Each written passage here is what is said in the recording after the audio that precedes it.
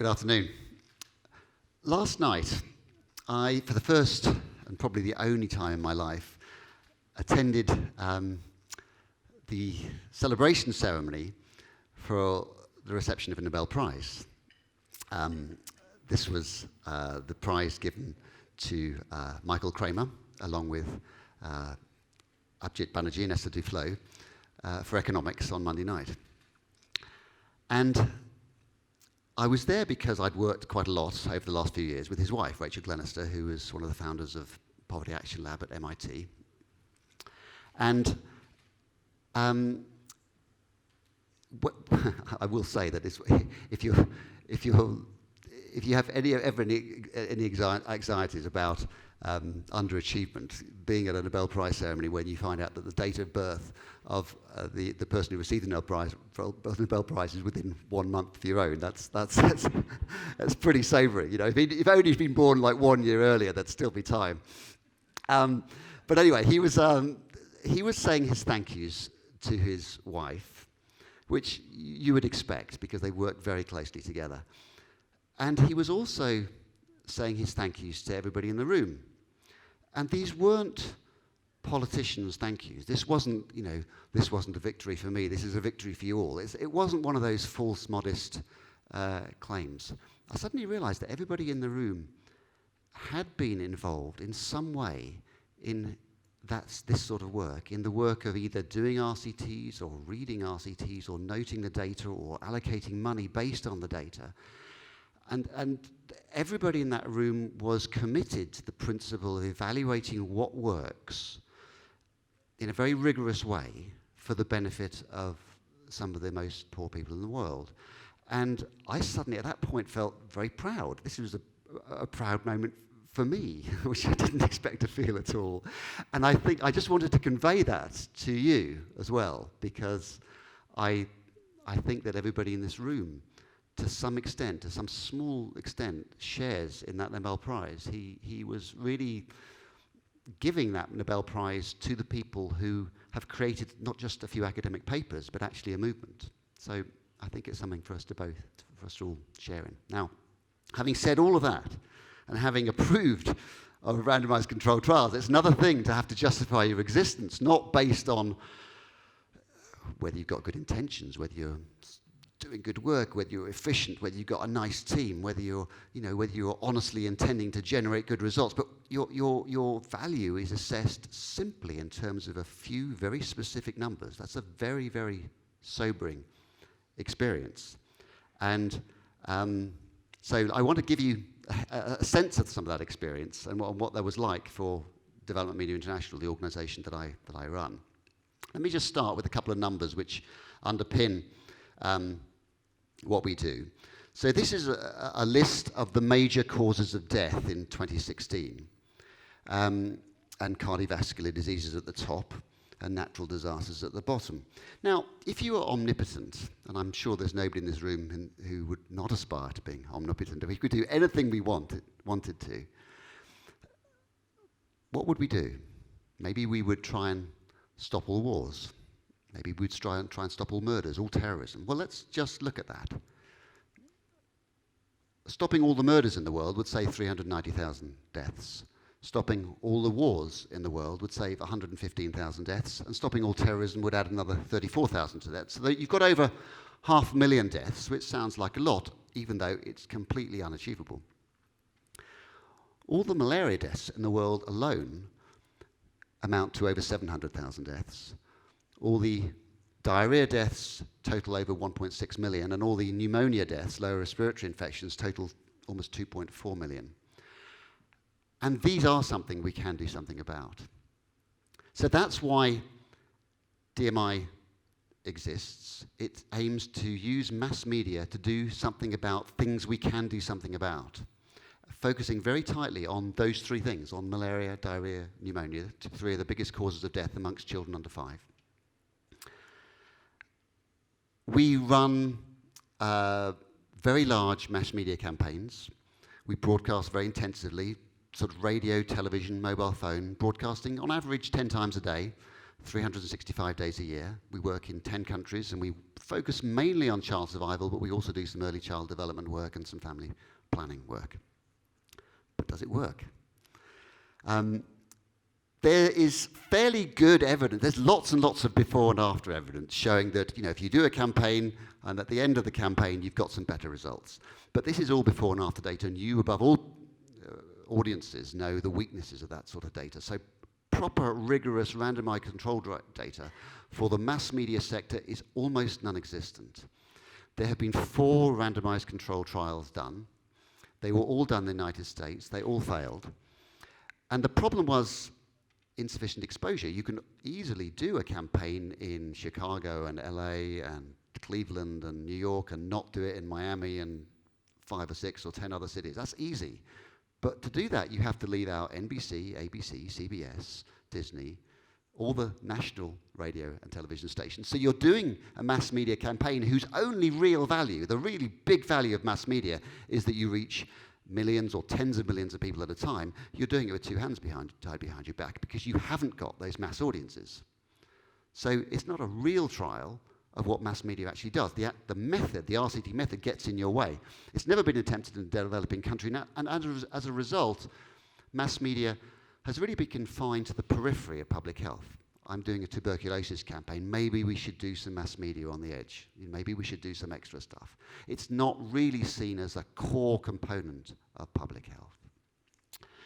So we tried to remedy this in 2 ways. First of all, we developed a saturation theory that we published in The Lancet, and it's very crudely, it's about broadcasting 10 times a day. It sounds extremely crude, and it pretty much is. It's just the principle, if you want to change behaviors, it's not about doing a finely crafted spot and broadcasting once or twice. You have to hit people with it 10 times a day. If you hit the audience 10 times a day, you'll probably get any individual 2 or 3 times a day.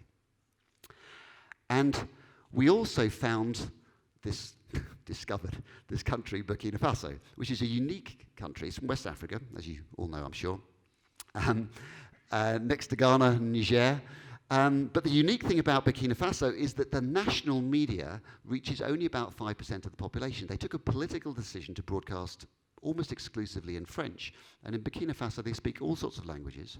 And people prefer to listen to their own local radio stations in their own local languages. So that means if you broadcast in these zones which you can see up there, the blue zones are areas where we did broadcast, and the red zones areas where we didn't broadcast. They represent the range of local FM radio stations, and they do capture pretty much all of the audience. So we're now doing a randomized control trial based on reaching pretty much all of the people who actually listen to the mass media. And so we did it broadcasting in 7 areas with 7 control areas. We were broadcasting for 35 months, 365 days a year, 10 spots a day, plus 2 hours every night, and we're doing it in 6 languages, and we're focusing on malaria, diarrhea, and pneumonia. Let me just give you a little feel, an anecdotal feel, for how the campaign worked.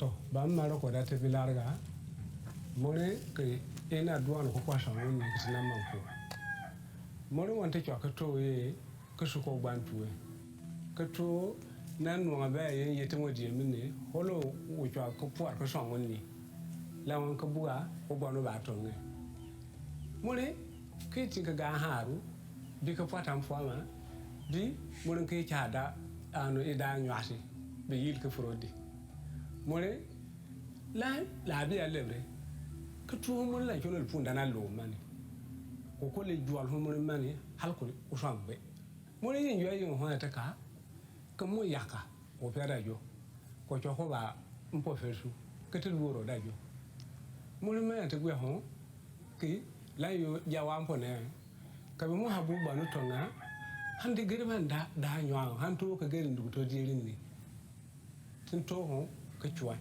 da di nywa ho ka chwa ka kan dana aluba tumba ka kare da lo da kale ba manga le fi fa mun tin ye idu de yang ka chwa fi fa man gari ban da jo min da jo wan kan da pa le ya wan kan binan la hote tun wan jo tin yo era dio ja wan po tun wa tin ko wa pi ala bu ba no to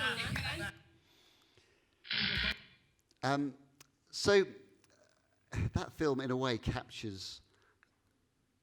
There's nothing more important than a child not dying, right? At the same time, we need to know that it affects more than one child, because what we're about here is working out whether this is an efficient way of saving children's lives. This film is illustrative, but it's absolutely not enough. And so we had to do the survey. Now, we had an enormous problem, that when we first got the survey results, we couldn't detect a fall in mortality. And that was because the survey was powered. I mean, for statisticians here, the survey had the power, an 80% power, to detect a 20% fall in mortality. A 20% fall in mortality is huge. And it wasn't that we were ambitious, but there was no way of powering any study in the world better than this. With unlimited funds, with $1 billion worth of funds, we could not have devised a design that would detect mortality reductions of certainly not less than 15%. It was impossible. There's no country in the world you could do that. And so this was an enormous problem. It was not only difficult enough to manage this project, where we were broadcasting 70 hours a week of radio, plus 10 spots a day, working in 6 languages, trying to cope with all sorts of interventions in our control areas and all sorts of things. That was a managerial challenge, but we sort of got through that. But then this challenge was pretty sobering, and thankfully we were saved by our second line of defense. The other thing that we'd nominated at the beginning of the trial that was going to be our major result was the administrative data that we had from the health centres themselves. Now let me show you these. This is the data that actually comes out of health centres in Burkina Faso, and it's data from 600,000 consultations. Now you'll see, I'm going to walk over here. You'll see that the scale here is the number of consultations per month, and you'll see there's a lot. It goes up to 15,000 consultations in 1 month. So that's a lot of consultations, and this is the time period going along here, and the campaign started here. So you'll see the solid line is a number of consultations in the intervention clusters, and the dotted line is the number of consultations in the control clusters. And you'll see they're pretty much together before the campaign starts, and then you get a separation as the campaign starts, and a widening gap, certainly in the first year, and also in years 2 and 3. And when you do time series analysis on that data, and you basically compare the ratio of those 2 lines, you end up with a 56% increase in malaria diagnosis and treatment in year 1, and then a 37% increase in year 2, and a 35% increase in year 3. And this, you can see, because this data follows the malaria seasons, you can see those lines, that it looks like good data. The lines sort of follow each other. And when you do those statistical tests on it, it really is pretty robust. And we have the same data for pneumonia, so we have a 39% increase there, and we have similar data for diarrhea diagnosis, and we have a 73% increase in there. And interestingly, in year 3, it went up from 73, it went up to 107% increase in year 3. So this was great. This was the first time ever that mass media had ever been shown to change behaviors. There is no data in the entire advertising world or the entire epidemiological world that actually shows that mass media changes behaviors. Now, to show whether it saves lives or not, we had to use a thing called the Lives Saved tool. Let me just show you one other piece of data, which is that there was no change in upper respiratory infections. We didn't campaign on upper respiratory infections. This is coughs and colds. These don't matter. These aren't going to kill kids.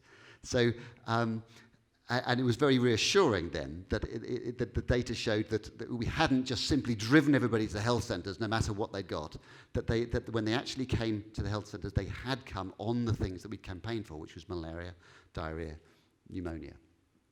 So when we put this through LIST, it's called the Lives Saved tool. It's the gold standard in epidemiology. What it does is, if you can input into it, if I've increased breastfeeding by 30% in Angola, how many lives will I have saved? So we could input in the figures that we had for malaria, diarrhea, and pneumonia, plus there were some other figures as well, and derive how many lives have been saved. So during the trial, we reckoned that we saved 3,000 lives. And then when you scale up the campaign, which we're now doing in Burkina Faso and in Mozambique, you'd save 10,000 lives in Burkina Faso and 21,000 lives in Mozambique. And the cost per DALY, I don't know if you're all familiar with DALYs, disability adjusted life years, you probably are. The cost per DALY ranges from $7 to $27. Now that's significant because when you're doing these campaigns, I mean, we're broadcasting information, but it goes into thin air. This is radio programs. This isn't a hospital. There's not even staff. You can't really see it. And hence, people are somewhat skeptical about the work that we do. And in a way, we have more to prove than most people because we're not, malaria bed nets are proven. A caesarean section, even though there's no RCTs for a caesarean section, you can see that it works. You can see that the mother lives and the child lives. You wouldn't dare do an experiment on that, but you could see that very, very clearly. Mass media going into the airways, is it worth spending money on? Is it worth spending money that obviously could be spent on other things? But because we were able to calculate the cost per DALY, we were then able to compare it to other child health interventions. Now, you can't read this table, but it's an excerpt from the Disease Control Priorities Project. This is the Bible of health economics.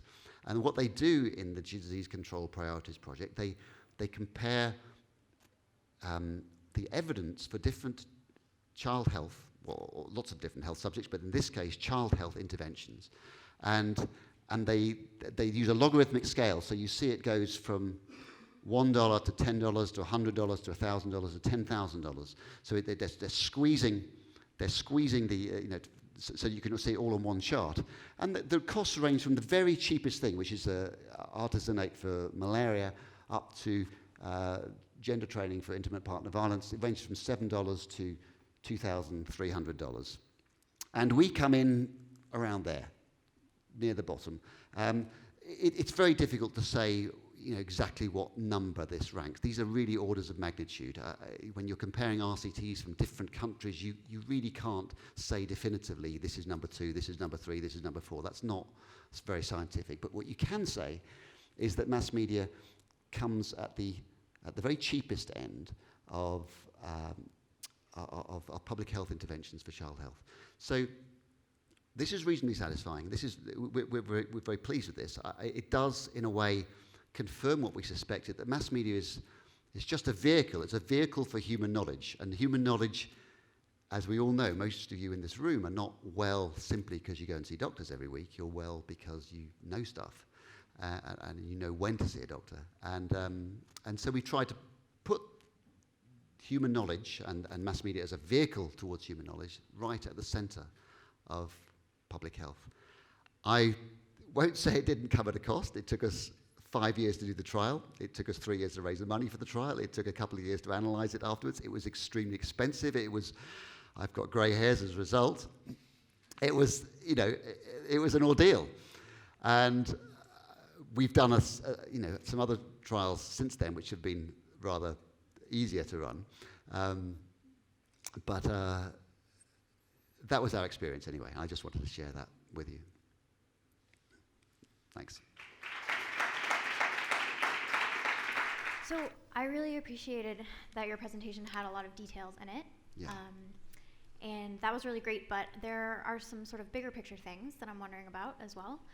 So can you talk a little bit about, do you have any principles that guide how you staff your organization, and is that different here versus in the locations and interventions?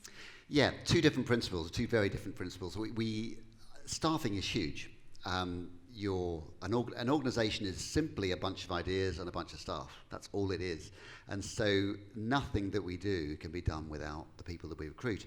And our criteria in London for any job is smart, nice, and really wants the job. It's as simple as that. I mean, obviously, if we're recruiting epidemiologists, a PhD will be helpful, but it still boils down to smart, nice, and really wants a job. In a developing country, it's very different, and we don't go on paper qualifications at all. It's very easy when you're in somewhere like Burkina Faso to simply steal staff from the other NGOs, and it's this small group of elite people who've got master's degrees who go from NGO to NGO, and it's really not a good way of building the capacity of a country. What we did when we were working in Burkina was we advertised when we did town hall meetings, and we went to schools and went to community centres, and we said, look, we're interested in you. You don't have to have any qualifications at all. You do have to be able to write French, and your application form will not be your degrees. Your application form will simply be a script that you're going to write in French on this subject. And so we got 600 applications, and we tested about 80 of them, and we recruited about 15 of them. And some of them, one of my favourite scriptwriters had been a security guard. His father died when he was 11, and he had to go out to work. And yet he was talented, and he had no way he could go to university and get those qualifications, but he was great. And so I believe in that as a way of trying to get people, not just using the very small circle of people that we That's fantastic. often can use. Yeah, thank you.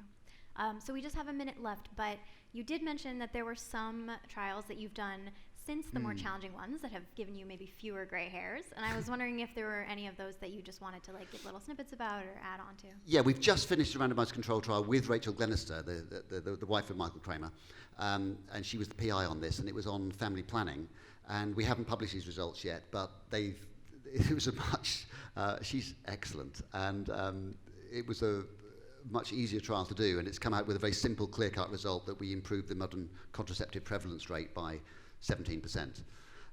So that's good. We're happy with that, and I think it has quite major implications for how family planning campaigns are conducted. And we are just about to start an RCT on early childhood development, which is the idea where you can teach parents to stimulate their children before the ages of 3 years old, because those neural connections that they make in their brain, if they're not made by the age of 3, they're not going to be made. So that's something that, again, that we're hoping if that works, we'll be able to improve the IQ of a generation, if you like. Yeah, great. That sounds like amazing work. All right. So Roy is going to be having office hours from 4:30 to 5 in the Queen Vault if you want to ask him some follow-up questions. And that's all we have time for now. But thank you so much for this presentation and for being here. Thank you very much. Yeah. Thank you.